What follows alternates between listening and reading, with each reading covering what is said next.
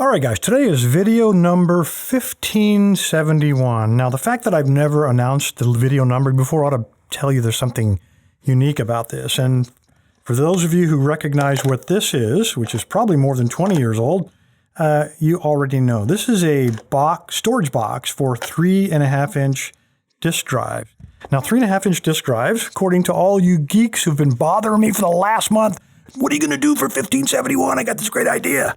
Well, now you know. 1571 is the number indicator for 3.5-inch disk drives assigned by a company called Commodore Computer Corporation.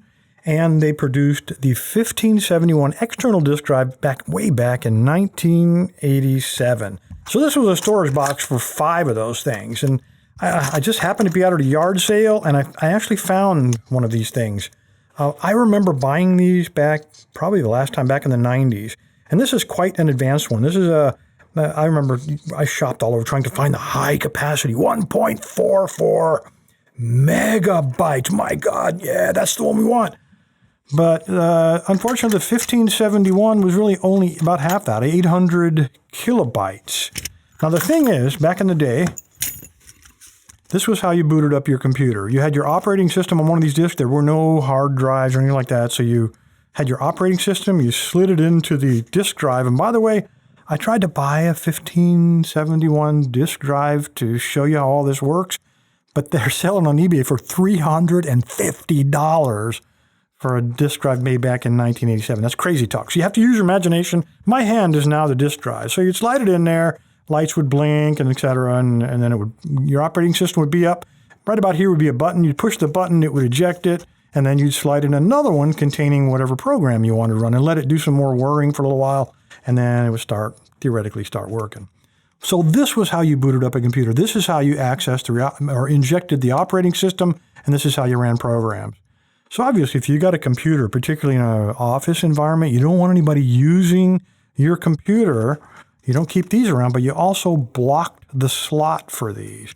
And that's what this is. Another piece of history sent in by Johan. He bought this on eBay.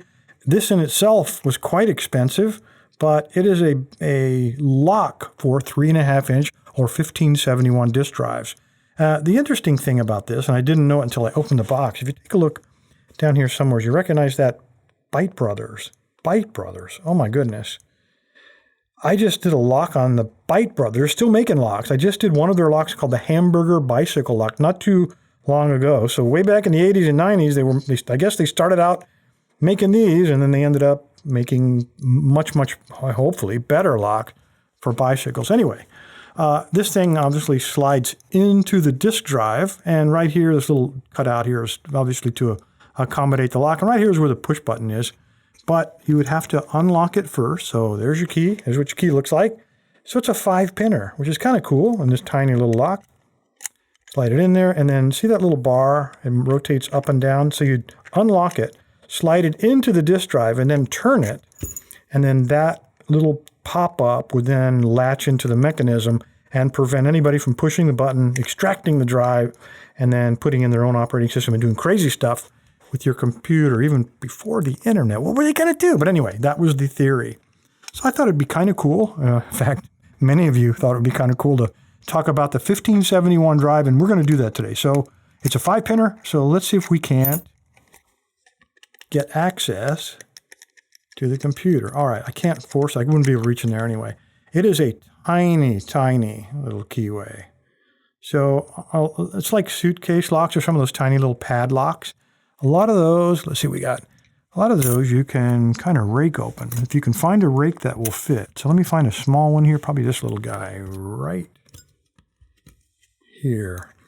This is from one of the tool picks from their tool collection. I think there's 4 of them. And this is the smallest little wave rake. Let's see if we can get him in there and see if he'll even fit before I talk him up. Okay, he does fit. All right, so a lot of these you don't need tensioners, and I'm hoping that this is one of them. Hopefully we're just going to put a little tension like we're trying to open. Oh, it opens the other way, so unscrew it. Try to do some jiggling. Pull it in and out. Do some more jiggling. And if this doesn't work, we're going to grab one of the other ones. There we go. We are in.